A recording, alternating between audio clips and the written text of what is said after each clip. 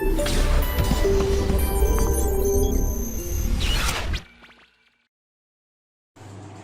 बच्चों, आज हम लोग इसमें पढ़ेंगे प्लांट ग्रोथ एंड डेवलपमेंट। देखिए, हम लोगों ने प्लांट फिजियोलॉजी में जो है सबसे पहले पढ़ा था ट्रांसपोर्ट इन प्लांट्स, उसके बाद फोटोसिंथेसिस, देन सेलुलर रेस्पिरेशन। आज बच्चों पढ़ना है प्लांट ग्रोथ एंड डेवलपमेंट। देखिए, प्लांट ग्रोथ एंड डेवलपमेंट में जनरली हम लोग सोचते हैं कि हार्मोन के बारे में पढ़ लिया, उसके एप्लीकेशंस आ गए तो वो सफिशिएंट है। नहीं, इसके पहले जो इसमें जनरल पार्ट बच्चों ग्रोथ के बारे में, डेवलपमेंट के बारे में दिया हुआ है, ये इंपॉर्टेंट है। ठीक है, तो इसमें से क्वेश्चंस आते हैं, इतने बेसिक पॉइंट से क्वेश्चन आ जाते हैं कि आपको सोचना पड़ जाता है। चलिए बच्चों, तब तक हम लोग सीधे बात करते हैं इसकी। देखिए, सबसे पहले बच्चों हम लोग पढ़ रहे हैं plant growth and development. Development term किस चीज के लिए यूज होती है? देखिए, ग्रोथ, अगर मैं डेवलपमेंट की बात करूं तो डेवलपमेंट होता है growth and differentiation. Growth and differentiation, differentiation का मतलब होता है बच्चों maturity. When any cell becomes mature, there cell division is completely absent and the cell becomes specialized to perform a special function।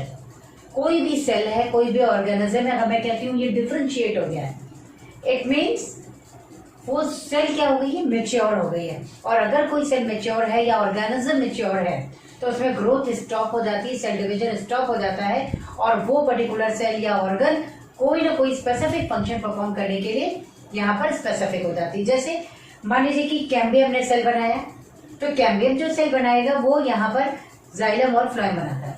तो कैम्बियम डिवाइड हो रहा है, लेकिन जो सेल बना रहा है जब ये मेच्योर होती है, लिग्निफाइड हो जाती है, तभी मेच्योर होगी। तो जाइलम और फ्लोएम जो है वो क्या है? यहाँ पर डिफरेंशिएटेड है। लेकिन कैम्बियम क्या है बच्चों? मेरिस्मेटिक सेल है। क्लियर? तो जो हम ग्रोथ को डिफाइन करते हैं, ग्रोथ क्या है? Growth is positive, permanent, irreversible changes in size और वॉल्यूम ऑफ अ सेल और ऑर्गन और whole organism in which weight of an organism increases simultaneously metabolic rate is also increased। तो आपको ये देखना है कि अगर मेटाबॉलिक रेट भी इंक्रीज हो रहा है बच्चों, जैसे मैंने यहाँ बोला, ये जो ग्रोथ है ये पॉजिटिव चेंज है, परमानेंट चेंज है, इरिवर्सिबल है। ऐसा नहीं होता है कि कोई पर्सन लंबा हो गया उसके बाद छोटा हो जाए, ऐसा तो नहीं होता है। इसका मतलब ये है कि ग्रोथ क्या है? इरिवर्सिबल परमानेंट चेंज है, राइट। इसके अलावा इसमें किसी भी ऑर्गेनिज्म का वेट, चाहे फ्रेश वेट, ड्राई वेट, जो भी कह लो, वेट इंक्रीज होता है, साथ ही साथ मेटाबॉलिक रेट भी इंक्रीज होगा। मेटाबॉलिक रेट उसको एनर्जी प्रोवाइड करता है, तो जब मेटाबॉलिक रेट इंक्रीज होगा मतलब एनर्जी प्रोडक्शन ज्यादा है, तभी ग्रोथ होगी ऑब्वियसली। तो अब इस पे आपको ये देखना है कि अगर मैं, कुछ बच्चों का कहना है मैम ठीक है, प्लांट किसी पर्सन की हाइट या प्लांट की हाइट बढ़ गई तो वो शॉर्ट नहीं हो रही, right, this is called growth. लेकिन अगर हम लोग ये कहते हैं कि कोई पर्सन जो है वो हेल्दी हो जाए और हेल्दी होकर के फिर से वो जो है यहाँ पर लीन एंड थिन हो जाए, तो क्या ये ग्रोथ है? अगर ग्रोथ है तो ये रिवर्सिबल है। तो बच्चों इस सेंस में मैं ये कहूंगी कि ग्रोथ का एक सिंगल क्राइटेरिया नहीं होता। मैं इसको ग्रोथ नहीं कहती, ग्रोथ का एक सिंगल क्राइटेरिया नहीं है।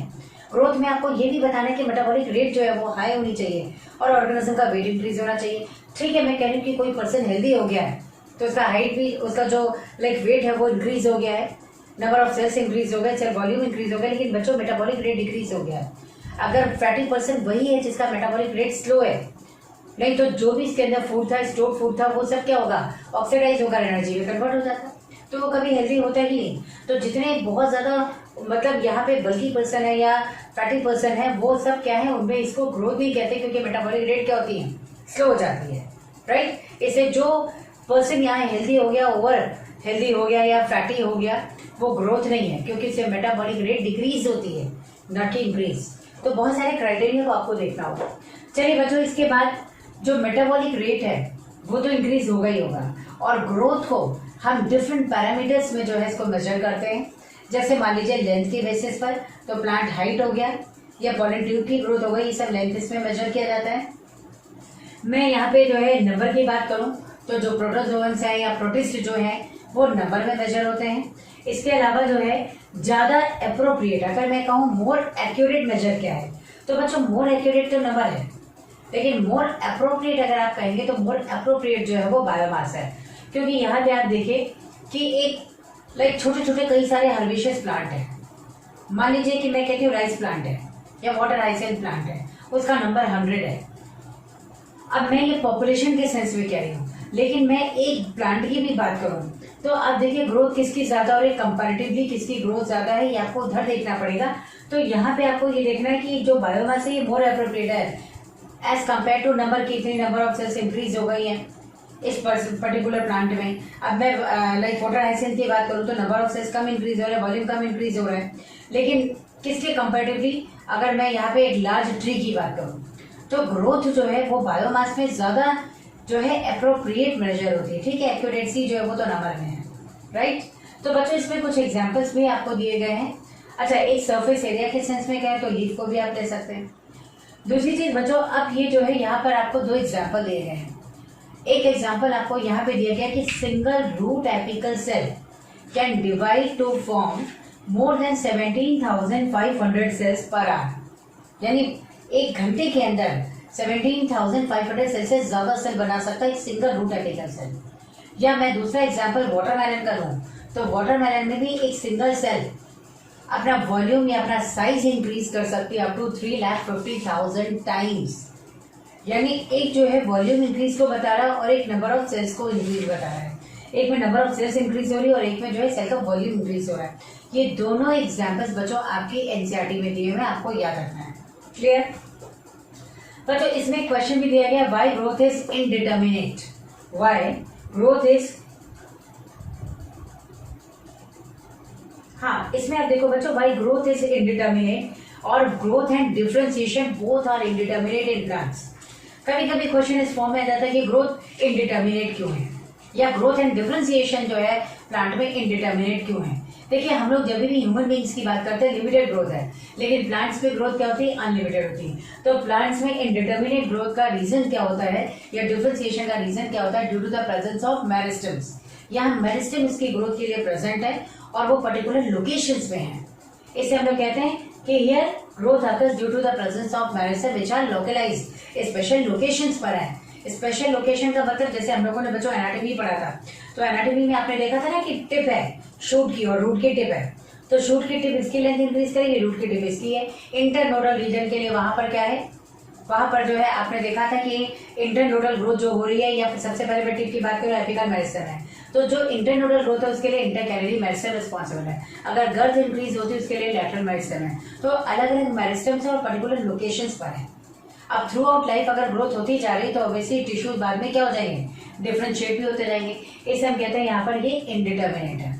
एक क्वेश्चन बच्चों आपको एनसीईआरटी में दिया गया था कि if meristems are ceased then what will happen, अगर मेरिस्टम को सीज कर दिया जाए तो ग्रोथ स्टॉप हो जाएगी। बट ये प्लांट में पॉसिबल नहीं है क्योंकि बहुत सारे मेरिस्टम है, एवरी ईयर मेरिस्टम्स बनते रहते हैं और ये जो है बराबर रिमूव भी होते रहते हैं न्यू मेरिस्टम के थ्रू। तो मेरिस्टम यानी प्लांट में अगर मैं कह दूं मेरिस्टम को सीज कर दिया जाए तो ये पॉसिबल नहीं है, बट एक्सपेरिमेंटल अगर देखा जाए कि मेरिस्टम को सीज कर दिया जाए तो प्लांट की ग्रोथ भी स्टॉप हो जाएगी, क्योंकि ग्रोथ के लिए प्लांट में रिस्पॉन्सिबल क्या है, मेरिस्टम, जो थिन वॉल्ड सेल्स है। ठीक है, थिन वॉल्ड सेल्स हैं, इनके बीच में इंटरसेलुलर स्पेसेस नहीं होते हैं। इसके अलावा जो है वैक्यूल पोअरली डेवलप होता है, dense cytoplasm and prominent nuclei इसका कैरेक्टर है। तो ये तो एक मेरिस्टम का कैरेक्टर है, प्लस उसमें वैक्यूलेशन भी बाद में जाकर के इंक्रीज होता है जब उसका वॉल्यूम इंक्रीज होगा, और उसके पहले से प्लाज्मोडेस्माटल कनेक्शन भी बच्चों इंक्रीज हो जाते हैं, राइट। बच्चों यहाँ एक चीज पूछी जाती है, organ of limited growth and organ of unlimited growth. Organ of limited growth क्या है, ऐसे प्लांट ऑर्गन जो लिमिटेड ग्रोथ करते हो। फ्लावर की ग्रोथ है लिमिटेड है ना, फ्रूट की ग्रोथ है ये भी तो लिमिटेड है भाई। इसके अलावा जो है फ्लावर हो गया, फ्रूट हो गया, लीफ हो गया, ये सब लिमिटेड ग्रोथ है। आप ये नहीं कहते ये बड़े बड़े एप्पल खा के आए थे हम लोग, कभी कह सकते हो पता है भाई फ्रूट की ग्रोथ लिमिटेड है। बात समझ आ रही, इतना बड़ा रोज का फ्लावर आज लेकर आए हैं, क्या बात है भाई, ऐसा म्यूटेशन अभी नहीं हुआ है। फ्लावर हो चाहे लीफ हो चाहे आप इसमें जो है फ्रूट को देखिए, सबकी ग्रोथ बच्चों लिमिटेड है। अनलिमिटेड ग्रोथ ऑर्गन जो होते हैं ना वो रूट एंड शूट है, वो कितना भी ग्रो कर जाते हैं, उसकी कोई लिमिट नहीं है। लेकिन कम से कम लीफ है, फ्लावर है, फ्रूट है, इससे अभी तक जो है उसको देखा जाए तो उसकी ग्रोथ क्या है, लिमिटेड है। चलिए बच्चों, इसमें नेक्स्ट अब हम लोग पढ़ते हैं ऑर्गन यानी डिफरेंट फेजेस ऑफ ग्रोथ क्या है। चलिए इसको देखते हैं। चलिए बच्चों अब यहाँ पे देखते हैं different phases of growth which is also called grand period of growth. बच्चों ये ग्रैंड पीरियड ऑफ ग्रोथ या डिफरेंट फेजेस ऑफ ग्रोथ क्या है, किसी भी ऑर्गेनिज्म के लाइफ में इसी तरह की ग्रोथ कर्व बनती है। किसी भी ऑर्गेनिज्म को आप देखिए तो सबसे पहले अगर हम लोग यहाँ डिफरेंट फेजेस ऑफ ग्रोथ की बात कर रहे हैं बच्चों, अगर टाइम के, ये टाइम दिया हुआ है ना, टाइम के रिस्पेक्ट में ग्रोथ को देखा जाए तो उस कंडीशन में क्या होता है, इनिशियली ग्रोथ जो है वो स्लो रेट से होती है। पहली बात तो आप लोग ये जान लीजिए, कभी भी ग्रोथ कर्व आपको जीरो से नहीं बनाना है, क्योंकि कुछ तो ऑर्गेनिज्म प्रेजेंट होगा, सेल्स प्रेजेंट होगी, तभी तो फर्दर ग्रो करेगी। स्पॉन्टेनियस ओरिजिन तो होती नहीं है। इससे आपको ये बताना है, यहाँ ग्रोथ जो है, यहाँ थोड़ा सा वाई एक्सिस से लेना है आपको। इनिशियली बच्चों जो ग्रोथ होती है वो यहाँ पर सबसे पहले लैग फेज कहलाती है, जहां पर टाइम ज्यादा और ग्रोथ कम होती है। लेकिन इसके बाद फर्दर ग्रोथ जो होती है वो बहुत एक्सपोनेंशियली ग्रोथ कर जाती है, जिसको हम लोग लॉग फेज कहते हैं। क्वेश्चन आपका इस फेज से आया हुआ है, लॉग फेज या एक्सपोनेंशियल फेज क्या है, जहां पे ग्रोथ मैक्सिमम है, यानी less time and more growth. Come time में ग्रोथ सबसे ज्यादा हो जाती है, क्योंकि इनिशियली क्या होता है बच्चों, नंबर ऑफ सेल्स केवल इंक्रीज होती है। यहाँ पे क्या है, number of cells plus volume of cell दोनों इंक्रीज होता है। आप सोचो कि मान लीजिए 100 सेल्स थी, अब 100 सेल ने डिवाइड करना स्टार्ट किया, तो 100 से वो क्या बन गई, 200 बन गई, राइट। अब यहाँ से जो ग्रोथ है बच्चों ये फास्ट हो गई, अब 200 सेल्स ग्रोथ कर रही हैं, ना केवल अपना नंबर इंक्रीज कर रही है बल्कि अपना वॉल्यूम भी इंक्रीज कर रही है। इसे ये एक्सपोनेंशियल फेज होता है ग्रोथ का, या इसे लॉग फेज कहते हैं, मैक्सिमम ग्रोथ है। और फर्दर बच्चों जैसे ही फूड सप्लाई एग्जॉस्ट होने लग जाती है, तो उस कंडीशन में क्या होता है, ग्रोथ जो है वो थोड़ा सा स्लो हो जाती है और फाइनली क्या हो जाएगी, कांस्टेंट। ठीक है, यानी इनिशियली इसको न्यूट्रिएंट अवेलेबल था, लेकिन केवल नंबर ऑफ सेल्स डिवाइड हो रहे थे। अब यहाँ number of cells and plus volume of cells दोनों इंक्रीज हो रहा है, और फाइनली ग्रोथ जो है डीएक्सेलरेट होने लग जाती है, यानी धीरे धीरे फूड सप्लाई एग्जॉस्ट होने लग जाती है। जब फूड सप्लाई बहुत एफिशिएंट हो जाए उस समय ग्रोथ क्या होती है, कांस्टेंट हो जाती है। बच्चों इस तरीके का जो ग्रोथ कर्व बनता है उसे हम कहते हैं एस शेप या सिग्मॉइड ग्रोथ कर्व, जिससे आपसे क्वेश्चन पूछा गया, राइट। आपको यहाँ पे बच्चों एक क्वेश्चन भी दिया गया कि if any plant showing the seasonal activity which type of growth will be present। अगर कोई प्लांट सीजनल एक्टिविटी शो कर रहा है तो किस तरह की ग्रोथ होगी, तब भी बच्चों आपको कहना है सिग्मॉइड या एस शेप। क्योंकि आप ऐसे सोचो, स्प्रिंग सीजन आया, ग्रोथ खूब ज्यादा हो गई, फिर ऑटम सीजन आएगा, ग्रोथ थोड़ा स्लो होते होते क्या हो जाएगी, कांस्टेंट हो जाएगी। तो एक सिंगल ईयर में अगर देखा जाए कि 1 ईयर में ग्रोथ कर्व कैसा बना, सिग्मॉइड, नेक्स्ट ईयर फिर से सिग्मॉइड या एस शेप बन जाएगा। तो कोई प्लांट अगर सीजनल एक्टिविटी शो कर रहा है at that time, growth curve will be S shape, right. क्यों, क्योंकि सीजन में क्या, स्प्रिंग सीजन ऑटम सीजन भी इसको अफेक्ट करते हैं।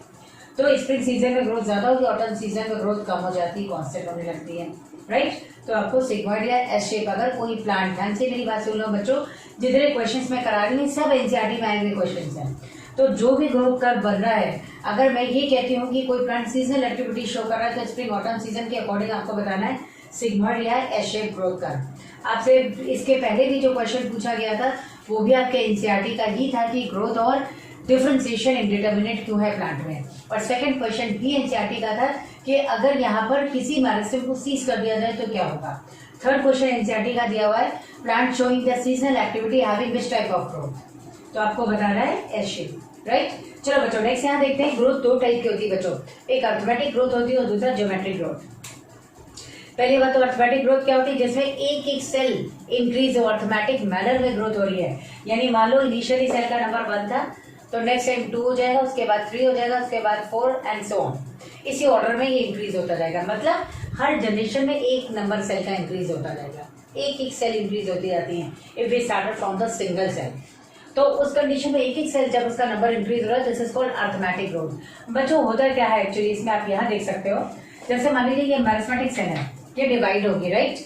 अब ये डिवाइड होकर के 2 सेल बना रही, इसमें से एक क्या हो जाएगी, परमानेंट हो जाएगी, और सेकंड क्या रह जाएगी, ये मैरिस्मेटिक रह जाएगी। अब आप देखिए ये सेल भी डिवाइड हुई तो ये भी परमानेंट हो गई, ये भी परमानेंट हो गई ऐसे, लेकिन ये क्या रह गई, केवल एक मैरिस्मेटिक। यानी हर जनरेशन में अगर सिंगल सेल से मैंने स्टार्ट किया है ना, तो एक एक सेल इंक्रीज होता है। इस टाइप की ग्रोथ बच्चों रूट और शूट में देखने को मिलता है, ठीक। इसके लिए फॉर्मूला भी है, LT = L0 + RT। LT क्या है, ग्रोथ आफ्टर T10, L0 क्या है, इनिशियल ग्रोथ, फिर R क्या है, ग्रोथ रेट, किस रेट से ग्रोथ हो रही है, और T क्या है, गिवन टाइम इंटरवल, कितने टाइम इंटरवल में आपने देखा कि ग्रोथ कितने टाइम बाद चेक करना है, ये होता है T। बच्चों इसमें जब भी आप देखेंगे तो हमेशा जो है स्ट्रेट लाइन आएगा ग्रोथ जब भी आप ग्रोथ को टाइम के रिस्पेक्ट में देखेंगे, अर्थमेटिक टाइप की ग्रोथ हो रही होगी, तो ये हमेशा क्या देगा, स्ट्रेट लाइन देगा। सेकंड बच्चों इसमें आ रहा है ज्योमेट्रिक ग्रोथ, ये एक्सपोनेंशियल ग्रोथ है, यानी यहाँ पे जस्ट डबल सेल का नंबर इंक्रीज हो रहा है। तो इस तरह की ग्रोथ में मानिए इनिशियली 1 सेल थी, तो 1 से क्या हो जाएगी 2, then 4, then 8, then 16, 32, 64, 128, 256, just double होती चली जाए, तो इसे हम कहते हैं ज्योमेट्रिकल ग्रोथ। क्लियर बच्चों? अब आप सोचो किस टाइप के ऑर्गेनिज्म में किसमें इस तरह की ग्रोथ होगी, आप सोच सकते हैं। तो बच्चों इस तरीके की जो ग्रोथ होती है ना, ये ग्रोथ हमेशा या तो अर्ली एम्ब्रियोज में मिलेगी, या फिर यही आपको जो ग्रोथ मिलेगी वो यूनिसेलुलर ऑर्गेनिज्म है। आप सोच सकते हैं यूनिसेलुलर ऑर्गेनिज्म सिंगल सेल का बना है, वो डिवाइड होगा तो ऑब्वियसली 1 से 2 उसको बनना ही बनना है, और फिर 2 से फिर डिवाइड दोनों सेल्स होंगी तो 4 बन जाएगा, यानी यूनिसेलुलर ऑर्गेनिज्म को इमॉर्टल कहा गया है। अगर यही डेड हो जाएंगे तो फर्दर ग्रोथ ही नहीं होगी। सेकेंडली बच्चों यहाँ पे मैंने अर्ली एम्ब्रियो लिखा है। एक एम्ब्रियो अर्ली स्टेज में उसमें केवल और केवल ज्योमेट्रिकल ग्रोथ ही होती है। बाद में जाकर के जब थोड़ा सा एम्ब्रियो मेच्योर होने लगता है ना, तब ग्रोथ अर्थमेटिक हो जाती है। इनिशियली तो सारी सेल्स डिवाइड होंगी, भाई आप ये सोच सकते हैं ना, इनिशियली तो सारी सेल्स किसी भी एम्ब्रियो में डिवाइड हो रही ना। एक छोटा सा इतना बड़ा सा तो नन्हा मुन्ना सा एम्ब्रियो है, हर सेल में डिवाइड होगी, बच्चों उसका साइज कैसे बढ़ेगा। लेकिन जब वो थोड़ा मेच्योरिटी की ओर आता है ना, तब उसमें ग्रोथ अर्थमेटिक होती है। कुछ पार्ट ग्रो करेंगे, कुछ पार्ट थोड़े से स्टेबल हो जाएंगे, राइट। तो इसमें जो यहाँ पे आप फॉर्मूला लेते हैं WT=W0e⁻RT, यानी WT क्या है, फाइनल ग्रोथ। अब इन टर्म्स ऑफ वेट कह दीजिए, इन टर्म्स ऑफ लेंथ कह दीजिए, जिस फॉर्म में भी ले लें। तो ये वेट आफ्टर टी टाइम है, या यू कह दिए ग्रोथ आफ्टर टी टाइम। यहाँ कोई इनिशियल ग्रोथ कहना है, ये बेस ऑफ लॉगरिथम हो गया। आर ग्रोथ रेट है बच्चों, और टी क्या है, टाइम इंटरवल, कितने टाइम इंटरवल पे हमें ग्रोथ को चेक करना है, ठीक है। तो अब इस तरह की ग्रोथ का एग्जांपल मैंने दे दिया। एक यूनिसेलुलर ऑर्गेनिज्म या यूनिसेलुलस होते हैं। यूनिसेलुलर क्या है, प्रोटिस्ट, प्रोटिस्ट में ही प्रोटोजोन्स आते हैं, डाइनोफ्लैजेलेट्स आते हैं, डाइएटम्स आते हैं। इसके अलावा जो है आप लोगों ने यूग्लिना पढ़ा है, ये भी यूनिसेलुलर है, राइट। अर्ली एम्ब्रियोज भी इसमें आ गए। अब बच्चों ये तो मैंने अर्थमेटिक ग्रोथ दिखाई, और ये ज्योमेट्रिक ग्रोथ है। एक सेल डिवाइड होगी, फिर 2 बनेगी, दोनों सेल्स डिवाइडिंग होंगी। Further 2 cell divide, it forms 4 cell, तो ये दोनों जो है दे फॉर्म 4 सेल्स। तो 4 की 4 सेल्स क्या हो जाएंगी, डिवाइडिंग। इस तरह की ग्रोथ को, जिसमें एक जनरेशन में अगर एक सेल डिवाइड होकर नेक्स्ट 2 सेल्स बना रही, तो दोनों डिवाइडिंग होनी चाहिए। ये दोनों डिवाइडिंग सेल्स हैं, डिवाइड होकर फर्दर 4 सेल्स बना रही है, both all the 4 cells will be meristematic, right. इस तरह की ग्रोथ को हम लोग ज्योमेट्रिक ग्रोथ कहते हैं। बच्चों ये अर्ली एम्ब्रियोज का दिया हुआ है, एक एम्ब्रियो की ग्रोथ कैसे होती है। ग्रोथ में अर्ली एम्ब्रियोज में या एम्ब्रियो में देखा जाए तो अर्ली स्टेज में तो ये कैसा है, ज्योमेट्रिकल ग्रोथ है। देखिए पहला ट्रांसवर्स डिवीजन, दूसरा जो है डिवीजन वर्टिकल हो गया। एक और इस तरह का आपको डायग्राम सेम टू सेम दिया हुआ है, यानी एक फेज तो 4 सेल इधर दिख रही है, अगले फेज में 4 सेल उस साइड दिखेगी नेक्स्ट डायरेक्शन में, तो वो बन गई है। उसके बाद ये फिर जो है 8 से 16 सेल बन गई, ये सब ज्योमेट्रिकल है। यानी यहाँ 2 है, यहाँ 4 है, नेक्स्ट वाले में 8 था और ये 16 है। इस तरह से दिखाएगा कि आगे 4 सेल्स दिखे तो पीछे जो है 4 सेल्स हैं, राइट। यहाँ तक तो बच्चों ज्योमेट्रिकल ग्रोथ है, क्योंकि अर्ली स्टेज में एम्ब्रियो है। लेकिन नेक्स्ट स्टेज में बच्चों अगर ग्रोथ को देखेंगे तो वो अर्थमेटिक में कन्वर्ट हो जाएगा, क्योंकि सारी की सारी सेल ज्योमेट्रिकल ग्रोथ हर वक्त शो नहीं करती। नहीं तो मेच्योर होने के बाद ही एम्ब्रियो दिन दुना रात चौगुना ग्रो कर रहा है भाई, ऐसा होता नहीं है। इससे आपको कहना है initially growth will be geometrical and finally it becomes arithmetic growth in embryo, right. तो बच्चों this is all about the arithmetic and geometric growth. अब नेक्स्ट हम लोग पढ़ेंगे बच्चों ग्रोथ रेट। चलिए देखते हैं नेक्स्ट ग्रोथ रेट। चलिए बच्चों अब इसमें देखते हैं नेक्स्ट यहाँ पर ग्रोथ रेट क्या है। मैंने कहा कि जो ग्रोथ होती है ना, या तो वो क्या होगी, अर्थमेटिक ग्रोथ होगी, और या फिर क्या होगी, वो ज्योमेट्रिक ग्रोथ होगी, geometrical, right.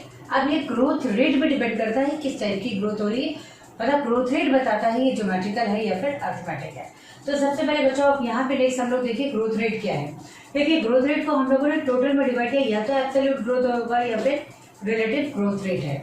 Absolute growth rate क्या है, मान लीजिए किसी बच्चे की हाइट सपोज 2 फीट है, उसके बाद 2 फीट हाइट नेक्स्ट ईयर उसकी बढ़ जाती है, तो टोटल हाइट कितनी हो गई, 4 फीट। तो इस बच्चे की ग्रोथ रेट क्या थी, इस बच्चे की ग्रोथ रेट जो है वो पहले 2 फीट थी, अब उसके बाद 2 फीट और बढ़ जाती है, 100% ग्रोथ है, ग्रोथ रेट, ठीक।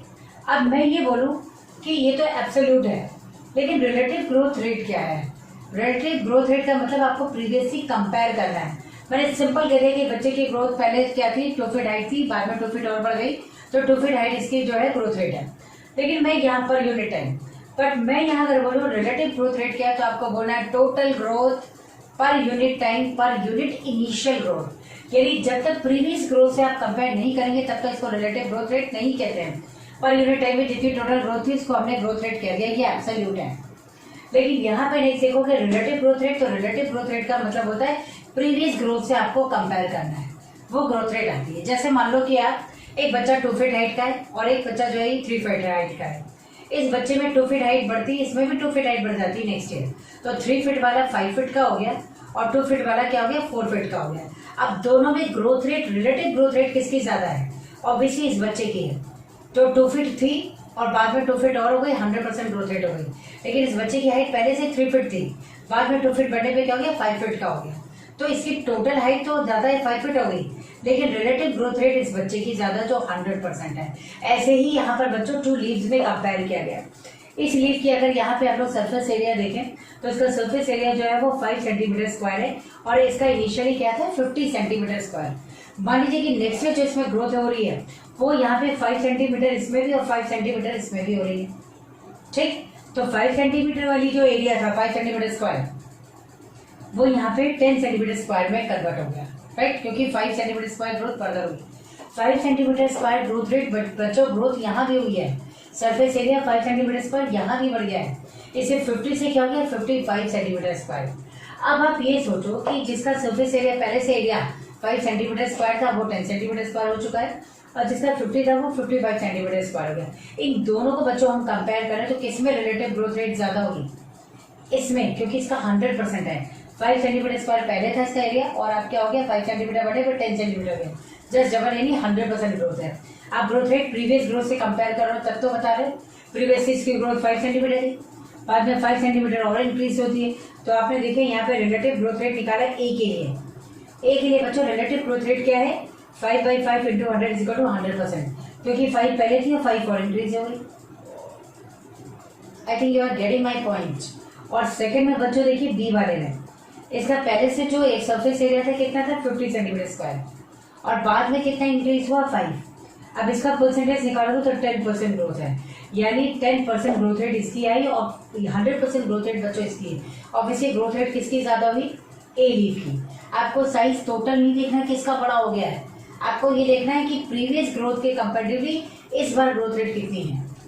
तो इसको हम कह देते हैं यहाँ पर रिलेटिव ग्रोथ रेट। क्लियर बच्चों?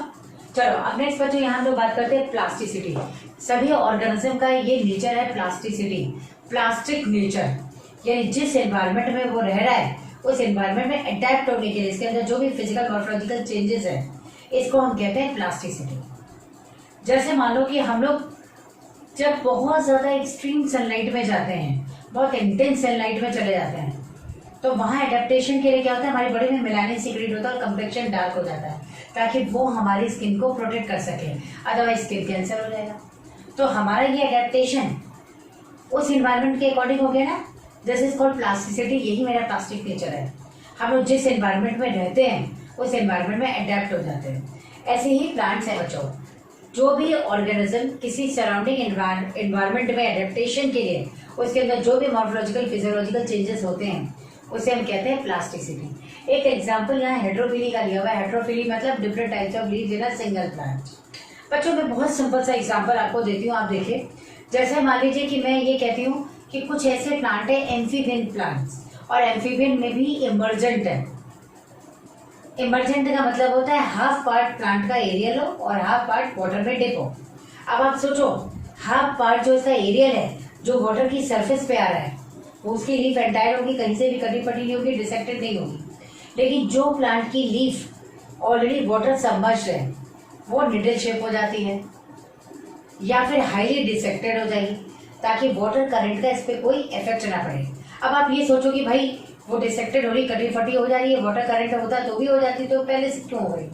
बेटा जब बाद में वो लीफ जो है ब्रेक होती ना, उसका मार्जिन ब्रेक होता वाटर करंट से, तो ये इंजरी है और इस इंजरी को हील अप करने के लिए उसको एनर्जी प्रोवाइड करनी पड़ती, राइट। लेकिन नेचुरली अगर उसकी लीफ इस तरह से डेवलप है कि काफी डिसेक्टेड हो, काफी इंसाइज्ड हो, कटी फटी हो, ताकि वाटर करंट को वो बेयर कर सके, तो वो उसका एडेप्टेशन है। अब आप सोचो एक ही प्लांट में दो तरह की लीफ है, एक तो एंटायर की बिल्कुल भी कटी फटी ना हो क्योंकि इसको सरफेस पे फ्लोट करना है, और एक वो है जो प्लांट की लीफ वाटर सबमर्ज्ड है, वाटर करंट को जो है टॉलरेट करने के लिए बहुत ज़्यादा डिसेक्टेड हो जाती है एंड निडल शेप हो जाती है। तो एक ही प्लांट में दो डिफरेंट टाइप की लीफ है, लेकिन डिफरेंट कंडीशन को अडेप्ट करने के लिए ये जो है इस तरह का चेंजेस कर रहा है। दिस इज कॉल्ड प्लास्टिसिटी, और ये डिफरेंट टाइप ऑफ लीफ हेटेरोफिली कहलाता है। पर जो यही एग्जाम्पल आपको यहाँ पे दिया हुआ है लार्केस्पर का, एनसीईआरटी का है। लार्केस्पर है, कॉटन है, कोरिएंडर है, रेननकुलस की लीफ मैं बता रही थी, एम्फीबियन इमर्जेंट प्लांट है। इसमें हाफ जो बाहर की ओर एरियल लीफ है वो तो इस तरह से बिल्कुल ट्राइंगुलर है, और जो लीफ वाटर सबमर्ज्ड है वो क्या है, यहाँ पर निडल शेप है। रेननकुलस एक्वाटाइलिस कहते हैं या बटरकप कहते हैं इसको। दूसरा जो है बच्चों, इसी तरह से लिम्नोफिला हेटेरोफिला भी एक लीफ है, उसकी लीफ एंटायर है जो सरफेस पे फ्लोट कर रही है, और हाईली डिसेक्टेड लीफ होती है जो वाटर सबमर्ज्ड है। ऐसे ही आप कोरिएंडर धनिया में देख लो, एक बिल्कुल कैरेट की तरह लीफ जो है तो बिल्कुल एरियल जो है वो एयर करंट को प्रिवेंट करने के लिए या उसको टॉलरेट करने के लिए इस तरह हो जाती है, और एक जो है थोड़ी सी मतलब स्लाइट डिसेक्टेड है। तो ये डिफरेंट टाइप की लीफ एक ही प्लांट में, दिस इज कॉल्ड हेटेरोफिली। बच्चों नेक्स्ट इसमें डेवलपमेंटल प्रोसेस आता है। आप डेवलपमेंटल प्रोसेस में देखो, कोई भी ऑर्गेनिज्म जब से वो ओरिजिनेट होता है, बर्थ लेता है, और जब तक उसकी डेथ ना हो जाए तब तक डेवलपमेंटल प्रोसेस चलती रहती है। इसे ही कहते हैं डेवलपमेंट। हम लोग यहाँ एक एग्जाम्पल लेते हैं, ध्यान से मेरी बात सुनना। ये मैरिस्मेटिक सेल है, डिवाइडिंग सेल है। ये डिवाइडिंग सेल में क्या होगा, प्लाज्मेटिक ग्रोथ होगी, जिसको यहाँ पे सेल एनलार्जमेंट कहा गया या सेल एक्सपेंशन कहते हैं। ठीक, उसके बाद डिफरेंशिएशन होता है, मतलब मैच्योरेशन हो रहा है, और फाइनली सेल क्या हो गई, मैच्योर हो गई, इसमें मैच्योरिटी आ गई। क्लियर। अब ये मैच्योरिटी के बाद इसमें आता है सेनेसेंस या एजिंग, जिसमें रेस्पिरेशन रेट क्या होता है, डिक्रीज हो जाता है, और फाइनली क्या हो जाएगी, सेल की डेथ हो जाती है। जब तक सेल की डेथ नहीं हो जाती, ओरिजिन से लेकर के डेथ तक की कंप्लीट जो सीक्वेंस ऑफ इवेंट है, इसे कहते हैं डेवलपमेंटल प्रोसेस। बच्चों एक चीज और है, यहाँ प्लाज्मेटिक ग्रोथ, इसको यहाँ पे रिवर्स करके मेरिस्मेटिक सेल में भी ऐड किया गया है। इसका मतलब यह है कि कोई भी सेल जब एनलार्ज होती है तभी प्लाज्मेटिक ग्रोथ होगी, और जब प्लाज्मेटिक ग्रोथ हो रही है इसका मतलब कंडीशन में नंबर ऑफ सेल्स भी इंक्रीज हो रही है, डिवाइडिंग है। इसे जो है यहाँ सेल डिवीजन लिखा गया है, यानी सेल डिवाइड हो या एनलार्ज हो, दोनों में प्लाज्मेटिक ग्रोथ होती है। इसे प्लाज्मेटिक ग्रोथ को एनलार्जमेंट के साथ प्लस सेल डिवीजन दोनों के साथ इसमें शो किया गया है। क्लियर है बच्चों। तो ये एंटायर डेवलपमेंटल प्रोसेस है। बच्चों यहाँ पर किसी भी प्लांट की ग्रोथ को मेजर करने के लिए या तो डायरेक्ट स्केल से मेजर कर लो, या एक आता है आर्च ऑक्सानोमीटर, उससे करते हैं, या फिर क्रिस्पोग्राफ होता है। क्लियर। इसके हम लोगों को स्ट्रक्चर्स नहीं जानने हैं, हम लोग सीधे बात करते हैं कौन कौन से फैक्टर्स है बच्चों जो ग्रोथ को अफेक्ट करते हैं। देखिए, आप प्रॉपर न्यूट्रिएंट्स लेते हैं, डाइट लेते हैं, तो आपकी ग्रोथ अच्छी होती है। ऐसे ही बच्चों प्लांट्स हैं, अगर इनको प्रॉपर न्यूट्रिएंट मिलेगा तो इसकी भी ग्रोथ जो है वो अच्छी होती है। इसलिए हम लोगों ने यहाँ पे लिखा है कि growth is directly proportional to nutrients. Second देखो, growth is directly proportional to light. Plant को जितना लाइट अवेलेबल होगी उतना ज्यादा फोटोसिंथेसिस होगी, उतना फूड बनेगा, उतना न्यूट्रिएंट अवेलेबल होगा, उतनी ज्यादा ग्रोथ होगी। But up to some extent बहुत इंटेंस लाइट पे ग्रोथ इनहिबिट भी हो जाती है। यहाँ देखो बच्चों, रेड लाइट में सबसे ज्यादा ग्रोथ होगी, उसके comparatively less growth blue light में है। लेकिन अगर अल्ट्रावायलेट रेडिएशन है तो उसमें ग्रोथ स्टंटेड हो जाती है, फिर रोजेट हैबिट हो जाती है। रोजेट हैबिट का मतलब रोज लाइक मैनर। जैसे बच्चों रोज होता है ना, रोज के पेटल सारे पास पास है क्योंकि इसके नोट्स पास पास है, इंटर नोट काफी शॉर्ट है। ठीक है, ये रोजेट हैबिट है। रोज के फ्लावर जैसा हो जाए ना, उसे रोजेट हैबिट कहते हैं। तो ये रोजेट हैबिट डेवलप करता है कौन, अल्ट्रावायलेट रेडिएशन। बच्चों नेक्स्ट इसमें देखो, वाटर, जनरली वाटर क्या है, एक लिमिटिंग फैक्टर है। तो जब भी वाटर प्रोवाइड किया जाएगा, सब केमिकल रिएक्शन का बेस ही वाटर है, तो अपने आप ग्रोथ क्या हो जाएगी, फास्ट हो जाएगी। सेकेंडली ऑक्सीजन है बच्चों, जितना ज्यादा ऑक्सीजन अवेलेबल होगा उतना रेट ऑफ रेस्पिरेशन इंक्रीज करके उतना ही ज्यादा एनर्जी रिलीज होगी और उतना ही ज्यादा ग्रोथ होगी। यानी आप कह सकते हो growth is directly proportional to oxygen, because oxygen provide energy after aerobic respiration for the growth. Clear. Maximum growth occurs in optimum temperature. हर प्लांट का टेम्परेचर ऑप्टिमम बच्चों अलग अलग है।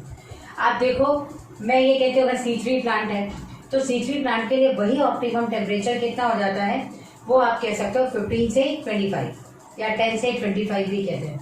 लेकिन वही अगर C4 प्लांट होता है बच्चों तो 30 से 40 डिग्री सेंटीग्रेड टेम्परेचर होता है। डेजर्ट प्लांट चले जाइए और ज्यादा टेम्परेचर होगा। एल्पाइन टुंड्रा में चले जाइए तो -30 -40 भी है। तो ये वेरिएशन है। आपको सिंपल इतना लिखना है कि ऑप्टिमम टेम्परेचर पर मैक्सिमम ग्रोथ होती है प्लांट्स में, दैट्स इट। बेटा इसके बाद इंट्रिंसिक ग्रोथ है जिसमें हम लोगों को पढ़ना है हॉर्मोन्स। चलिए तो अब नेक्स्ट इसमें पढ़ते हैं हॉर्मोन्स। चलो बच्चों अब इसके बाद नेक्स्ट हम लोग स्टार्ट करते हैं यहाँ पर ग्रोथ हार्मोन की। देखो इंट्रिंसिक फैक्टर में मेनली हम लोग देखते हैं ग्रोथ हार्मोन। वैसे तो न्यूट्रिएंट इंटरनल भी है लेकिन जनरली न्यूट्रिएंट एब्जॉर्ब कहाँ से होता है, एक्सटर्नली सॉइल से एब्जॉर्ब होता है, इसको एक्सटर्नल फैक्टर में रखा हुआ है। ठीक है चलो बच्चों, तो इसमें इंटरनल फैक्टर क्या होता है, हार्मोन, या इंट्रिंसिक फैक्टर क्या होता है, हार्मोन। ये प्लांट ग्रोथ रेगुलेटर है जो 2 टाइप्स के होते हैं। एक होता है प्लांट ग्रोथ प्रमोटर जो प्लांट की ग्रोथ को प्रमोट करता है यानी इसको ग्रो करा देता है, और एक होता है प्लांट ग्रोथ इनहिबिटर, वो ग्रोथ को इनहिबिट ही रखता है, उसको ग्रो नहीं होने देता। ठीक, तो इसमें आप देखिए ऑक्सिन है, जिबरेलिन्स है and cytokines. 3 hormones are considered as plant growth promoter, right? और इसमें बच्चों एब्सिसिक एसिड है, this is called growth inhibitor क्योंकि ग्रोथ को इनहिबिट कर देता है, ग्रो होने ही नहीं देता है। इस और स्ट्रेस कंडीशन में प्लांट को प्रोटेक्ट भी करता है, that's why it is also called stress hormone. Next आप इसमें पढ़ोगे एब्सिसिक एसिड के लिए स्ट्रेस हार्मोन भी पूछा गया आपसे। बच्चों इसके अलावा जो इथाइलिन है जिसे हम राइपनिंग हार्मोन कहते हैं या गैशियस ग्रोथ हार्मोन कहते हैं, ये जो है यहाँ पर क्या है, इथाइलिन है। ये देख सकते हो बच्चों आप, ये इथाइलिन है। तो बच्चों इथाइलिन में कुछ कैरेक्टर जो है वो जो ग्रोथ प्रमोटर के भी हैं और कुछ जो कैरेक्टर है वो ग्रोथ इनहिबिटर के भी हैं, राइट। तो लार्जली इसको लेकिन कंसीडर किया गया ग्रोथ इनहिबिटर। जैसे मान लो मैं इथाइलिन की बात करती हूँ तो इथाइलिन क्या करता है, ये रूट और शूट की इलोंगेशन को रोकता है लेकिन हॉरिजॉन्टल ग्रोथ को प्रमोट करता है। रूट में सेकेंडरी रूट्स हो गई, रूट हेयर्स होती हैं, इनकी ग्रोथ को प्रमोट कर रहा है। ये सीड जर्मिनेशन को इनिशिएट कर देता है लेकिन एब्सेशन है, डोर्मेंसी है, ये क्रिएट कर देता है, नेगेटिव है। तो ये इंटरमीडिएट टाइप ऑफ दोनों मान लिया गया है। अब इसका जब हम लोग डिटेल करेंगे तो वहां पढ़ते हैं। चलिए इसमें आप देखते हैं बच्चों, यहाँ पे जो ऑक्सीजन है इसको इंडोल कंपाउंड कहा गया क्योंकि इंडोल एस्टिक एसिड है, इंडोल ब्यूटरिक एसिड है। इंडोल क्या है, ये डाइसाइक्लिक स्ट्रक्चर है, पहला बेंजीन रिंग होगा और दूसरा जो है यहाँ पे पाइरोल रिंग है। पाइरोल रिंग का मतलब क्या होता है, 5 membered ring in which 4 carbon and 1 nitrogen is present, 4 carbon and 1 nitrogen are present. ठीक है, ये पाइरोल रिंग होगी। तो एक बेंजीन रिंग हो गई पूरी और एक पाइरोल रिंग इसमें प्रेजेंट होती है, यही इंडोल कंपाउंड है। तो जो ऑक्सीजन जो है वो इंडोल कंपाउंड है, जिब्रेलिन जो है वो टर्पीन्स है, ये आपसे पूछा गया है। देन साइटोकाइनिन है, ये एडेनिन डेरिवेटिव है। इसके अलावा बच्चों जो एब्सिसिक एसिड है ये कैरोटीनॉइड्स डेरिवेटिव है। और इसके अलावा इथाइलिन, तो खैर इथाइलिन खुद ही केमिकल नेम है। अब यहाँ पे बच्चों हम लोग स्टार्ट करते हैं ऑक्सीजन। देखो ऑक्सीजन क्या होता है, सबसे पहले जो डिस्कवर्ड हार्मोन है, जो प्लांट हार्मोन डिस्कवर किया गया दैट इज ऑक्सीजन। ऑक्सीजन को ह्यूमन यूरिन से भी आइसोलेट किया गया, ह्यूमन यूरिन में भी ऑक्सीजन पाया गया, उसको आइसोलेट किया गया। इससे डिटेल हमें नहीं पढ़ना है, बहुत सारे नाम आप पढ़ते हो, इंडोल ट्राइलिक एसिड है, इंडोल ऑक्सैलोलिक एसिड है, ये सब आपको नहीं पढ़ना है। आपको सिंपल इतना जानना है कि इसको ह्यूमन यूरिन से भी आइसोलेट किया गया, दैट्स इट। इसकी सिंथेसिस के लिए ट्रिप्टोफैन अमीनो एसिड रिक्वायर्ड है और जिंक की हेल्प से ही जो है ये यहाँ पर सिंथेसाइज होगा, ये आपको इतना याद रखना है। ठीक बच्चों, इसका सबसे पहला जो एक्सपेरिमेंट है वो एफडब्ल्यू बेड ने किया था, जो ये एक्सपेरिमेंट है। इससे पहले हम लोग देखते हैं कि जो शूट टिप है और जो रूट टिप है इस पे ऑक्सीजन सिंथेसाइज होता है, लेकिन ऑक्सीजन का अमाउंट यहाँ ज्यादा होगा, 10 से 100 ppm तक होता है ऑक्सीजन का अमाउंट शूट एपेक्स में, और करीब 0.001 वाला कंसेंट्रेशन जो ऑक्सीजन का होगा वो 0.001 ppm कंसेंट्रेशन जो है ऑक्सीजन का होता है रूट पर। यानी रूट पर ऑक्सीजन का कंसेंट्रेशन कम और शूट की टिप पर ऑक्सीजन का कंसेंट्रेशन ज्यादा होता है। लेकिन क्योंकि शूट और रूट की टिप दोनों पर बन रहा है, इसे इधर से भी जो है इसका मूवमेंट होगा और इधर से भी इसका मूवमेंट इस साइड होगा। यानी मूवमेंट कैसा होता है बच्चों, बाई डायरेक्शन। ये लोअर डायरेक्शन में आ रहा है या अपर डायरेक्शन में जा रहा है, बाई डायरेक्शनल है। But largely it is considered as basipetal. क्यों ऐसा कहते हैं हम लोग, दोनों डायरेक्शन में है लेकिन ह्यूज अमाउंट में, ज्यादा अमाउंट में यहाँ बन रहा है, इससे ज्यादा जो है वो बेसिपिटल ट्रांसपोर्ट होगा।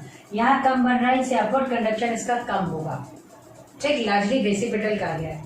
चलो बच्चों, यहाँ पे हम लोग एक्सपेरिमेंट देखते हैं, ध्यान से इस एक्सपेरिमेंट को सुनिएगा। ये क्रैश कोर्स है बच्चों, थोड़ा हमें फास्ट चलना पड़ता है, इससे आप लोगों को जो है साथ साथ मेरे ध्यान रखना होगा।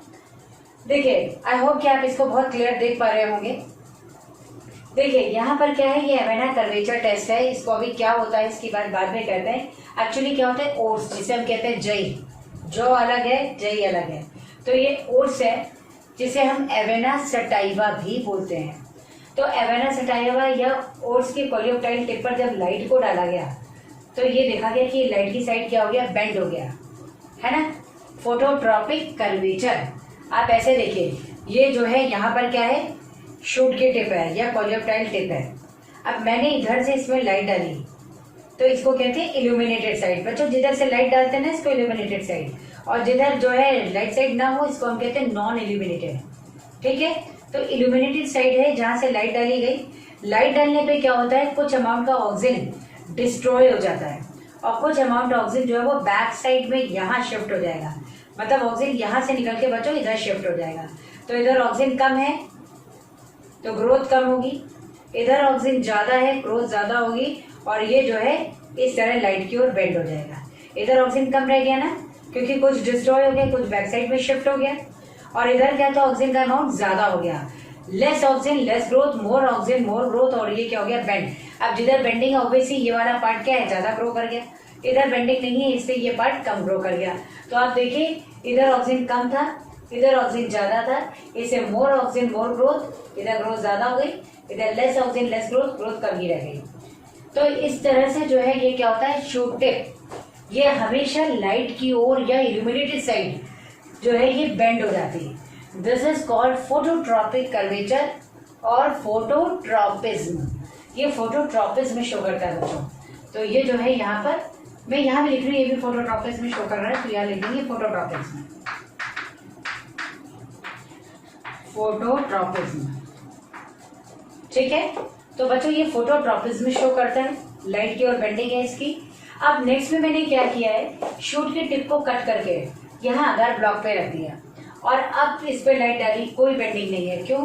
क्योंकि शूट की टिप पर बच्चों ऑक्सीजन बनता है और ये इफेक्ट ऑक्सीजन का होता है लाइट के साथ। ना ऑक्सीजन इधर बना और ना इसकी कोई बेंडिंग हुई। क्लियर? अब यही जो अगर ब्लॉक है बच्चों, इसको हम लोगों ने इसका टिप के ऊपर रख दिया, इस तरह से रखा कि हाफ पार्ट जो है इसका केवल इस पर आए और हाफ पार्ट आगे की ओर है। अब इस पर लाइट डाली तो यहाँ जो ऑक्सीजन बना था वो पीछे की ओर शिफ्ट हो गया और यहाँ ग्रोथ ज्यादा हो गई, इधर ऑक्सीजन कम था ग्रोथ कम हो गई, और ये फिर से लाइट की ओर क्या हो गया, बेंड हो गया। ठीक। बच्चों एक अनदर एक्सपेरिमेंट में इन्होंने क्या किया था, एक मेटालिक प्लेट को लिया और इस मेटालिक प्लेट को यहाँ पर अंदर इंसर्ट कर दिया, हाफ, पूरा नहीं करेंगे, मतलब मेटालिक प्लेट को हाफ यहाँ तक केवल इंसर्ट करेंगे। ठीक है, हाफ इंसर्ट करेंगे। तो हाफ इंसर्ट करने पे जब इधर लाइट डाली गई तो हुआ क्या, इधर जो ऑक्सीजन बना था वो नीचे की ओर ट्रांसपोर्ट हो गया, लेकिन इधर का ऑक्सीजन नीचे की ओर ट्रांसपोर्ट नहीं हो पाया।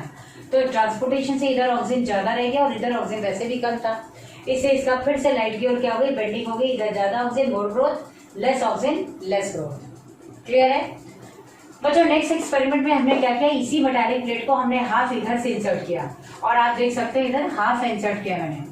ठीक है, हाथ इंसर्ट करने पे आप लाइट डाली तो इधर का ऑक्सीजन तो डिस्ट्रॉय हो चुका था, लेकिन इधर ऑक्सीजन लोअर साइड में ट्रांसपोर्ट नहीं हो पाया, क्योंकि यहाँ बच्चों मेटालिक प्लेट इंसर्ट की गई है। मेटालिक प्लेट ऑपोजिट साइड से डालने पे क्या होगा, ऑक्सीजन नीचे की ओर शिफ्ट नहीं हो पाया, तो ऑक्सीजन का ट्रांसपोर्ट यहाँ इनहिबिट हो गया, इसलिए यहाँ भी ऑक्सीजन कम रह गया, इधर भी ऑक्सीजन कम रह गया, और ये क्या हो गया, कभी फोटोट्रॉपिक कर्वेचर शो नहीं करता, तो ये लाइट की तरफ बेंड नहीं होता। ठीक बच्चों, नेक्स्ट एक्सपेरिमेंट में क्या किया गया, यहाँ शूट टिप है, शूट टिप को कट करके मैंने इस तरह हॉरिजॉन्टल रख दिया है, आप देख सकते हो शूट टिप को बच्चों मैंने कट करके इस तरह से हॉरिजॉन्टल रख दिया। ठीक है, अब इसमें फिर से मैंने मेटालिक प्लेट हाफ डाली, यहाँ तक के मैंने जो मेटालिक प्लेट डाली है बच्चों ये हाफ डाली है यहाँ तक। थोड़ी देर शूट टिप को मैंने ऐसे ही रखा और उसके बाद फिर यहाँ से अटैच कर दिया, एक डिफ्यूज लाइट में इसको रख दिया। क्या आप बता सकते हैं कि ए वाले पार्ट की ओर बेंडिंग होगी या बी वाले पार्ट की ओर होगी? चलिए मैं बताती हूँ, उसको ध्यान से सुन लीजिएगा। इसकी बेंडिंग जो है बच्चों ये ए वाले पार्ट की ओर होगी डिफ्यूज लाइट में। ये हो गया इसका पार्ट ए और ये पार्ट हो गया बच्चों बी। ऐसा क्यों हुआ बच्चों? इसकी टिप को जब मैंने कट के इस तरह से हॉरिजॉन्टली रख दिया ना, तो हुआ क्या, अपर साइड से ऑक्सीजन ट्रांसपोर्ट होकर के लोअर साइड में आया। मैंने कहा था ना कि बेसिपिटल ट्रांसपोर्ट शो करता है, तो ये ग्रेविटी के कारण क्या हो गया, ऑक्सीजन नीचे की ओर आ गया। ऑक्सीजन नीचे आने से यहाँ ऑक्सीजन क्या हो गया, एक्यूमुलेटेड हो गया, और इसी टिप को जब मैंने ऊपर लगाया वापस से तो बी में एक्यूमुलेटेड था, तो बी में ऑक्सीजन ज्यादा होने के कारण इधर बेंडिंग ग्रोथ ज्यादा हो गई और इधर ऑक्सीजन कम होने से ये ग्रोथ कम रह गई और ये ए की ओर बेंड हो गया, क्योंकि बी की तरफ क्या था, ऑक्सीजन का अमाउंट ज्यादा था। तो आप लिख सकते हैं यहाँ पर एक्यूमुलेटेड ऑक्सीजन, बी की तरफ ऑक्सीजन एक्यूमुलेटेड, ऑक्सीजन एक्यूमुलेटेड। तो इस तरह से बच्चों यहाँ पे ऑक्सीजन क्या हो जाता है, एक्यूमुलेट हो जाता है। ठीक है, चलिए अब नेक्स्ट बच्चों इसमें कुछ नेचुरल ऑक्सीजन, कुछ सिंथेटिक ऑक्सीजन के आपसे एग्जाम्पल पूछे जाते हैं। तो आपको ध्यान रखना है, नेचुरल ऑक्सीजन का indole acetic acid and indole butyric acid, IAA और IBA, ये दोनों नेचुरल ऑक्सीजन है जो प्लांट से आइसोलेट किए गए। सेकेंडली बच्चों यहाँ सिंथेटिक ऑक्सीजन आर्टिफिशियली कौन बनाया गया, नेफ्थलीन एसिटिक एसिड 2,4-D 2,4-डाइक्लोरोफिनॉक्सी एसिटिक एसिड, 2,4,5-D 2,4,5-ट्राइक्लोरोफिनॉक्सी एसिटिक एसिड। ये सब बच्चों क्या है, सिंथेटिक है। आपको फुल फॉर्म कभी भी नहीं पूछे जाएंगे, आपको केवल 2,4-D और 2,4,5-D के नाम पर दिया जाता है। ठीक है बच्चों, नेक्स्ट इसमें आता है बायोएसे। बायोएसे क्या है, bioassay is a chemical testing या it is a testing of chemicals by using plant और plant parts in terms of their growth. Simple सी बात मैं कहूँ तो बायोएसे क्या है, ये हॉर्मोन्स की टेस्टिंग है। जैसे मैं ये फोटोट्रॉपिक कर्वेचर की बात कर रही हूँ ना, यहाँ कर्वेचर को मेजर करके ऑक्सीजन के अमाउंट को डिटेक्ट करते हैं। ये डेफिनेशन आपसे सीधे क्वेश्चन में पूछी गई है कि FW बेंट के अकॉर्डिंग जो उन्होंने एक्सपेरिमेंट किया था वो क्या प्रूव करता है। ये बेसिपिटल मूवमेंट को प्रूव करता है, पोलर मूवमेंट को प्रूव करता है, या इसका आइसोलेशन हो सकता है, या फिर आपसे पूछा गया था कि क्या इसको यहाँ पर, भाई आइसोलेशन पूछा गया था, तो क्या इसको आइसोलेट कर सकते हैं या ये अमाउंट ऑफ ऑक्सीजन को शो करता है। तो आपको सिंपल सा बताना था, FW बेंट में ये ऑक्सीजन के अमाउंट को शो करता है। इधर ज्यादा था तो इधर ग्रोथ ज्यादा हुई, इधर ग्रोथ कम हुई क्योंकि इधर ऑक्सीजन कम था। तो सिंपली ऑक्सीजन के अमाउंट को शो करता है। ये क्वेश्चन आपका नीट में आया हुआ है। ठीक है, तो बच्चों बायोएसे क्या होता है, it is a testing of hormone by using plant और plant part in terms of their growth by measuring the curvature amount of oxygen is detected। यही है एवेना कर्वेचर टेस्ट। और बच्चों एवेना कर्वेचर टेस्ट पे question आपसे कई बार पूछा गया है, एवेना कर्वेचर टेस्ट। क्लियर बच्चों, चलिए अब हम लोग इसमें जो है यहाँ पर क्या ऑक्सीजन की एप्लीकेशंस हैं, क्या इसका सिग्निफिकेंस या इम्पोर्टेंस है, इसको देखते हैं नेक्स्ट। चलो बच्चों, इसमें अब जो है हम लोग फिजियोलॉजिकल रोल देखते हैं ऑक्सीजन का क्या है, क्या इंपॉर्टेंस है प्लांट के लिए। बच्चों देखो, फिजियोलॉजिकल रोल में एक तो नेचुरल वे में ऑक्सीजन प्रेजेंट है तो वो क्या रोल प्ले करता है, या कौन सी ऐसी क्या कहते हैं फिजियोलॉजिकल रोल है जो इसके एप्लीकेशन से हम इंड्यूस कर सकते हैं प्लांट में। क्लियर है, चलो इसमें देखते हैं सबसे पहले एपिकल डोमिनेंस। बच्चों होता क्या है, जैसे मान लीजिए ये शूट है, अगर एपिकल बड ये ग्रो कर जाए और एक्सिलरी बड की ग्रोथ को सप्रेस कर दे तो प्लांट की लंबाई ज्यादा बढ़ जाएगी एज कम्पेयर टू विड्थ या एज कम्पेयर टू डेंसनेस। तो एक प्लांट अपनी लंबाई में ज्यादा होता है एज कम्पेयर टू देयर डेंसनेस, ये जो है यहाँ एपिकल बड के कारण है। तो एपिकल मेरिस्टम की एपिकल डोमिनेंस क्या होता है, when apical bud suppresses the growth of lateral bud, this is called apical dominance. Direct question यहाँ से आया है। बच्चों अगर प्रूनिंग कर दी जाए या एपेक्स कट कर दिया जाए प्लांट का, होता नहीं आप देखते हो अक्सर प्लांट्स की वो अपर साइड में प्रूनिंग कर देते हैं, तो उसका एपेक्स सब तरफ से कट जाएगा ना, तो प्लांट जो है वो क्या हो जाता है, डेंस हो जाता है, उसकी लेंथ बढ़ना बंद हो जाएगी और वो डेंस हो जाएगा। ठीक, तो प्रूनिंग जो एक ऐसा फिनोमेना है जिससे प्लांट जो है वो डेंस हो जाता है, और इसी प्रूनिंग का इफेक्ट होता है, इसी का एप्लीकेशन है in tea plantation and hedge making. हमें तो वहां पे लीव्स ही चाहिए। हेज क्या होता है, आप देखते हो ना कई बार आपके घरों के सामने जो है वो प्लांटेशन करके और एक ऐसे प्लांट की बाउंड्री बना देते हैं जो काफी आर्डेंट टाइप प्लांट है, वो हेज होता है। तो होता क्या, इसमें हमें लीव की जरूरत है, उसे प्लांट की लेंथ से कोई लेना देना हमें नहीं है। इससे आपको बताना है यहाँ पर टी प्लांटेशन में और हेज मेकिंग में प्रूनिंग का जो है वो एप्लीकेशन है, ना कि ऑक्सीजन का, क्योंकि प्रूनिंग कर देने पे ऑक्सीजन हट जाती है और साइटोकाइनिन का इफेक्ट आ जाएगा। ये क्वेश्चन आया हुआ है, तो आपका T plantation and hedge making में मैंने टिक किया हुआ है। दूसरा बच्चों ये सेल डिवीजन सेल इलॉन्गेशन को प्रमोट करता है, साथ ही साथ जाइलम के डिफरेंशिएशन के लिए भी रिस्पॉन्सिबल है। देखिए प्लांट ग्रोथ प्रमोटर है, तो चाहे ऑक्सीजन, जिबरेलिन, साइटोकाइनिन कोई भी हो, सब सेल डिवीजन इलॉन्गेशन को तो प्रमोट करते ही करते हैं। लेकिन स्पेशली अगर मैं यहाँ पे बोलूँ तो ये जाइलम का डिफरेंशिएशन भी करता है। क्लियर बच्चों, एरेडिकेशन ऑफ वीड्स हैं, आप देखते हो गार्डन में आपने प्लांटेशन कर रखा है लेकिन कुछ अनवांटेड प्लांट अपने आप ग्रो कर जाते हैं, इन्हें हम कहते हैं वीड्स, और इनके रिमूवल के लिए भी ऑक्सीजन का यूज होता है। अगर ऑक्सीजन का स्प्रे कर दिया जाए तो ये प्लांट डेड हो जाते हैं। स्पेशली अगर मैं इसमें देखूं इरेडिकेशन ऑफ वीड में बच्चों तो ये आ जाएगा 2,4-D और दूसरा है 2,4,5-T। 2,4,5-T बच्चों जब इसका स्प्रे कर दिया जाता है ना तो जितने डाइकॉट वीड्स हैं या ब्रॉड लीव वीड्स हैं वो डेड हो जाती है, तो उनको कंट्रोल करते हैं 2,4-D 2,4,5-T। बच्चों एक चीज आपको और मैं बता दूं, वियतनाम वॉर में यूनाइटेड स्टेट ने 2,4-D और 2,4,5-T का मिक्सचर बायो एजेंट के फॉर्म में किया था इसका, और इस मिक्सचर को उन्होंने कहा था एजेंट ऑरेंज। ठीक है, तो 2,4-D mixture of 2,4-D and mixture of 2,4-D and 2,4,5-T is used in Vietnam war by United State to defoliate the forest. Forest को डिफोलिएट करने के लिए था।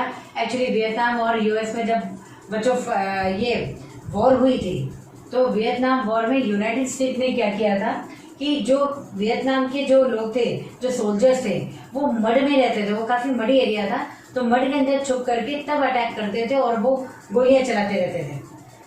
अब हुआ क्या, इनको जब जो है यहाँ पे यूनाइटेड स्टेट हरा नहीं पाया तो उसने क्या किया कि एजेंट ऑरेंज के नाम से 2,4-D 2,4,5-T का मिक्सचर स्प्रे कर दिया। तो जितने ज्यादातर जो प्लांट थे ना वो ऑरेंज फैमिली के थे, सारे में क्या हो गया, लीफ जो है वो गिर गई, इसे कहते हैं डिफोलिएशन। फॉरेस्ट को डिफोलिएट कर दिया, इससे फूड की क्राइसिस हो गई। तब वियतनाम के सोल्जर्स ने क्या किया, अपने आप पर सरेंडर किया। जब उन्हें भूख के मारे नहीं रहा गया तो उन्होंने अपने आप को सरेंडर किया। तो ये जो है वहां पे बायो वॉर में इसका यूज हुआ था, राइट। अब प्रिवेंशन ऑफ एब्सेशन। एब्सेशन क्या होता है बच्चों, आप ये कह सकते हो डिटैचमेंट ऑफ लीव्स, फ्लावर और फ्रूट्स।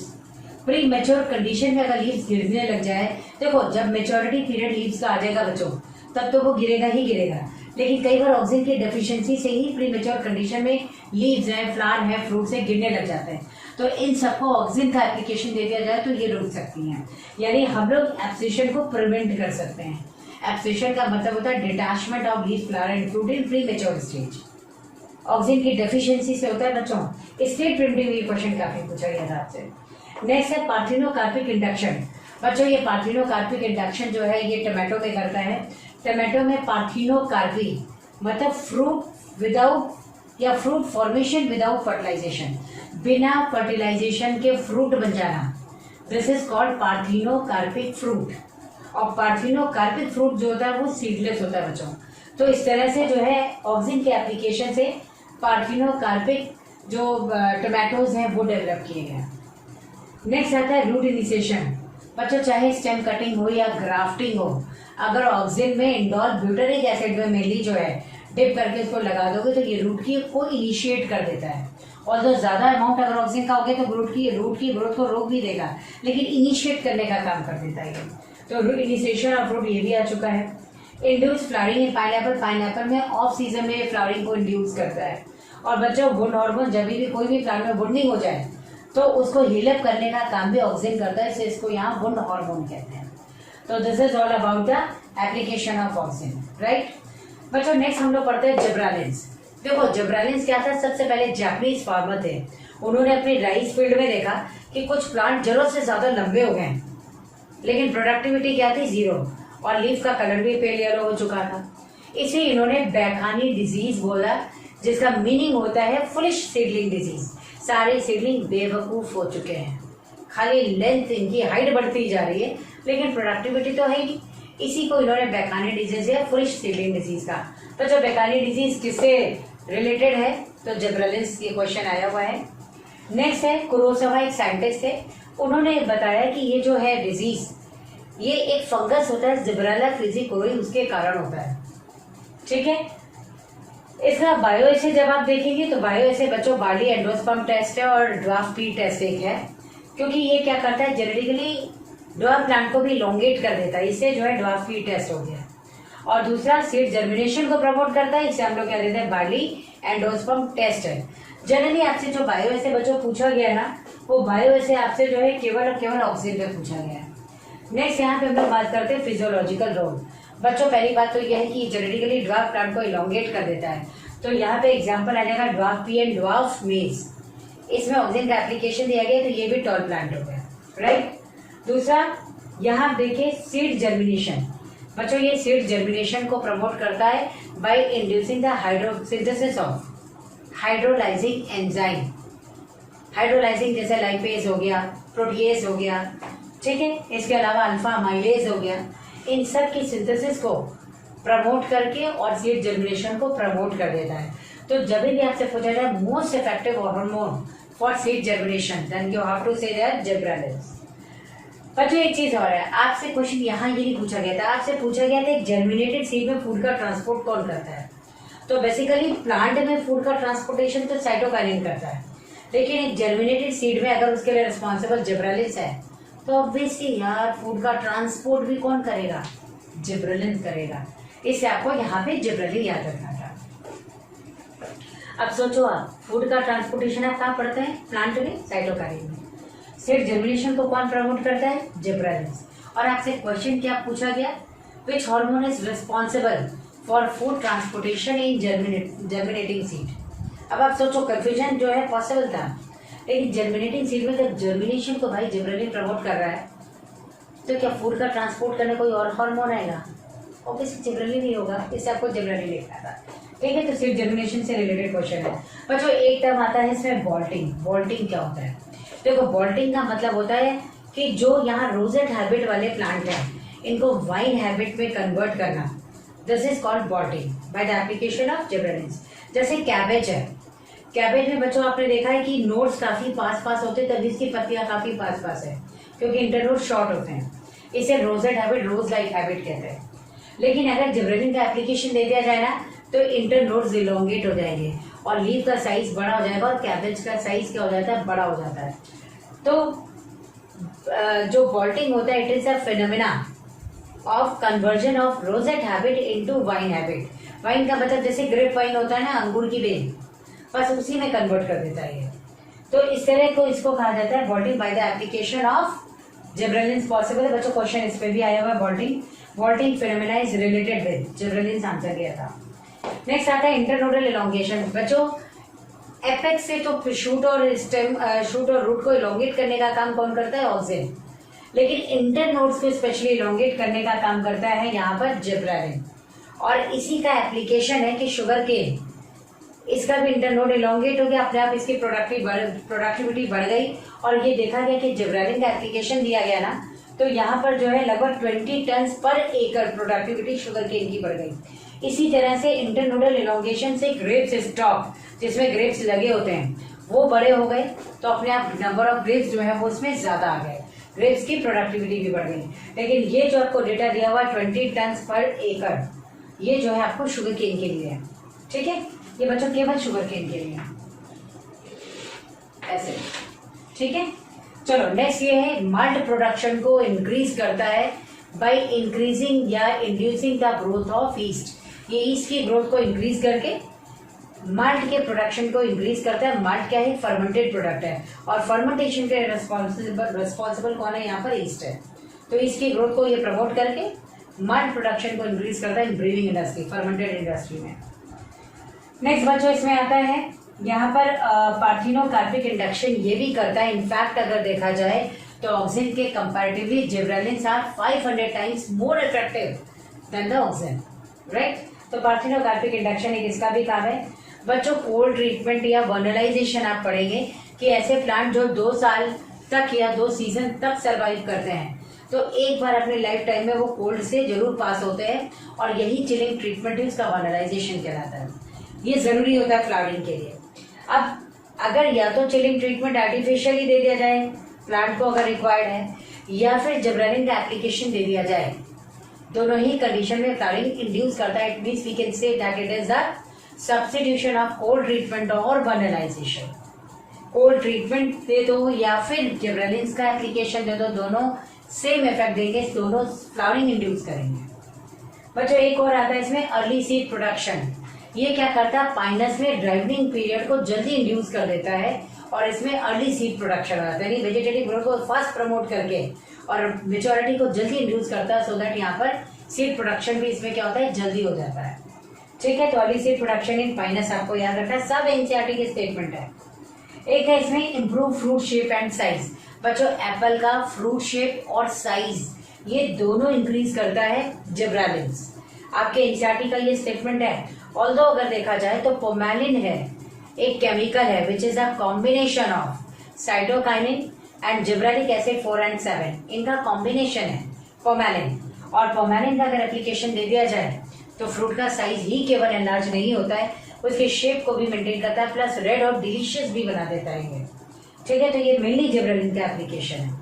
तो बच्चों इसी तरह से जो है आप देखेंगे तो ये पूरा कंप्लीट हो गया। इसके साथ जिब्रेलिन का क्या एप्लीकेशन है, इसके अलावा ऑक्सिन का क्या एप्लीकेशन है, ये सब आप लोगों ने पढ़ लिया। चलिए नेक्स्ट इसमें हम लोग अब देखेंगे इसमें साइटोकाइनिन क्या है, क्या रोल प्ले करता है साइटोकाइनिन। चलिए